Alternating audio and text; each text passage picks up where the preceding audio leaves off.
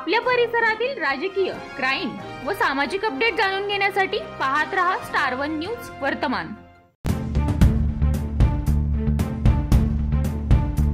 सिंहसेना का करते ठिय्या आंदोलन? खानापूर तालुक्यातील तलाठी व ग्रामसेवकांच्या बदलीचा विषय घेऊन सिंहसेना प्रमुख शिवसाहेब शिंदे आणि महिला प्रमुख ॲडव्होकेट पुष्पाताई बोबडे यांनी विटा येथील तहसील कार्यालयासमोर आपल्या सहकाऱ्यांसह बेमुदत ठिय्या आंदोलनास सुरुवात केली असून त्यांची मागणी तालुक्यातील ग्रामसेवक व तलाठी यांचा कार्यकाल संपला असून सुद्धा आज तागायत बदली करण्यात आली नाही व त्यांची तात्काळ बदली करण्यात यावी याबाबतचे पत्र 9 सप्टेंबर 2024 रोजी तालुक्याचे गटविकास अधिकारी आणि तालुक्याचे तहसीलदार यांना देण्यात आले असून सुद्धा त्यांनी दिलेल्या निवेदनास संबंधित अधिकाऱ्यांनी दाखवली केराची टोपली। तसेच 13 जानेवारी 2025 रोजी प्रांत अधिकारी यांनाही सिंहसेना प्रमुख यांच्याकडून याबाबतचे निवेदन देण्यात आले, परंतु त्यांनी केलेल्या मागणीकडे कुठल्याच अधिकाऱ्यांनी लक्ष दिले नसल्याने सिंहसेनाच्या वतीने विटा येथील तहसील कार्यालयासमोर आंदोलनास सुरुवात केली आहे। स्टार वन न्यूज वर्तमान, प्रतिनिधी अनिल लोखंडे। आपल्या विट्यामध्ये खानापूर तालुक्यातील काही मुद्दे घेऊन सिंहसेनेच्या वतीने बेमुदत धरणे आंदोलन सुरू करण्यात आलेले आहे आणि त्यांची प्रमुख मागणी काय आहे आणि त्यांनी कोणाकोणाकडे पत्रव्यवहार केलेत याबाबत आपण त्यांच्याकडून जाणून घेऊया। तर हा बेमुदत धरणे आंदोलनाच्या मागचा तुमचा विषय काय आहे? आपल्या तालुक्यामध्ये जे तलाठी व ग्रामसेवक आहेत, या तलाठी ग्रामसेवकांच्या काही तलाठी व काही ग्रामसेवकांचा कार्यकाळ पूर्ण झालेला आहे। त्यांचा कार्यकाळ म्हणजे 3 वर्ष आहे। 3 वर्ष होऊन देखील काही ठिकाणी 5 वर्ष आहेत, काही ठिकाणी 6 वर्ष आहेत, काही ठिकाणी 4 वर्ष आहेत। मग कशासाठी तुमचा कार्यकाळ पूर्ण झालाय ना, तुमच्या बदल्या का होत नाही? कारण का तुम्ही फोपावलाय। तुम्हाला आता सगळे कशा पद्धतीने हप्तेबाजी घ्यायची, कशा पद्धतीने लोकांची लूट करायची, नागरिकांची कशा पद्धतीने लूट करायची, हे सगळे आता तुमच्या अंगवळणी पडले। यासाठी यांच्या बदल्या होत नाही, तर अशा लोकांच्या बदल्या व्हायला हवेत यासाठी आज सिंहसेनेचं एक हे आंदोलन आहे। आपण माननीय तहसीलदारांना 9/9/2024 रोजी पत्र दिलेलं होतं की बाबा जेणेकरून आपल्या तालुक्यातले जे ग्रामसेवक व तलाठी आहेत, ज्या लोकांचा कार्यकाळ पूर्ण झालाय अशा लोकांचा तुम्ही तातडीने बदल्या करा। आपण ज्यावेळेस अर्ज केला त्यावेळेस त्यांचं काय म्हणणं झालं? आपण ज्या दिवशी अर्ज केला त्यावेळेस तत्कालीन जे तहसीलदार माननीय गायकवाड साहेब होते त्यांची त्या दिवशी बरोबर बदली होती, तर त्यामुळे बदली असल्या कारणाने त्यांनी मला म्हणले शिवसाहेब आपण संध्याकाळी निवांत भेटू, मी आपल्याला फोन करतो। पण त्यांची माझी काही भेट होऊ शकली नाही। त्यानंतर आचारसंहिता लागली, त्यानंतर निवडणुका चालू झाल्या। निवडणुकीच्या सगळ्यामध्ये 2-2.5 महिने गेले, तुम्हाला सगळं माहित आहे। त्यानंतर माननीय आता जे तहसीलदार आहेत त्यांना आपण भेट दिली, बाबा काय विषय झाला, आम्ही पत्र दिलेलं होतं आपल्याला, आपण त्याची काही दखल घेतली नाही, त्याच्यावरती कोणती कारवाई केलेली दिसत नाही, आम्हाला आपल्याकडून असं कोणतं उत्तर आलेलं दिसत नाही। तर माननीय हे जे तहसीलदार आहेत महोदय ते म्हणले की हा माझ्या अतिरिक्तला विषय नाही। तुम्ही त्यांना विचारलं नाही का तुमच्या अतिरिक्तला विषय नाही तर मग या विषयाची कोण पाठपुरावा करणार, याकडे कोण लक्ष देणार? कारण तुम्ही तालुक्याचे पालक आहात आणि तालुक्याचे पालक असल्यामुळे तुमची सर्व जबाबदारी ही आहे की सर्कल पासून तलाठी आणि ग्रामसेवकापर्यंत सगळं तुमचं नियंत्रण असायला पाहिजे। अगदी बरोबर। मी त्यावेळेला त्यांना म्हणलं तहसीलदार महोदय आपण म्हणले तालुक्याचे प्रमुख आहात, म्हटलं सरकारने आपली तालुक्याचे प्रमुख पण नेमणूक केलेली आहे म्हटलं, आणि जर आपण अशा पद्धतीने उत्तर देत असाल तर मग त्यांनी थोडं वेळ काढूपणा केला आणि मला म्हणले की आपल्याला आम्ही कळवतो। ते मला कदाचित अजून कळवत महिना झाला भेटून त्यांना। त्यानंतर मी त्यांना 13/1/2025 रोजी पत्र दिलं, त्याचं यांनी उत्तर दिलं नाही। म्हणजे मला असं म्हणायचं आपल्या माध्यमातून, म्हणायचं म्हणजे आहे तसं दिसून येतं तुम्ही या लोकांना पाठीशी घालण्याचा प्रयत्न करताय का? पत्र देतोय मी 2-2 वेळा देतोय, तरी जर आपण याची दखल घेत नसाल तर ह्या लोकांना तुम्हीच पाठीशी घालताय का? तुमच्या जीवावरती नंगनात चालू आहे का? तालुक्यामध्ये गोरगरिबांची लूट चालू आहे का? त्यांचा मनमारी कारभार चालू आहे का? हे लोक जे आहेत तलाठी व ग्रामसेवक त्यांची स्वतःची प्रायव्हेट ऑफिस आहे, त्यांची कार्यालय। तुमची ज्या ठिकाणी निवड केली त्या ठिकाणी तुम्ही नाहीच आहे। आज विटा शहरामध्ये स्वतःची प्रायव्हेट कार्यालय काढून बसले, म्हणजे तलाट्यांनी आपले स्वतःचे प्रायव्हेट कार्यालय इथे काढलेले आहे। असंख्य बातम्या आहेत आपल्या तालुक्यातल्या चॅनेलवरती, गोंधळ पुन्हा तुम्ही बंदही केलेलं आहे। मग काय नक्की तुमचं चाललंय? आणि बर त्यासाठी तुम्ही एजंट ठेवले.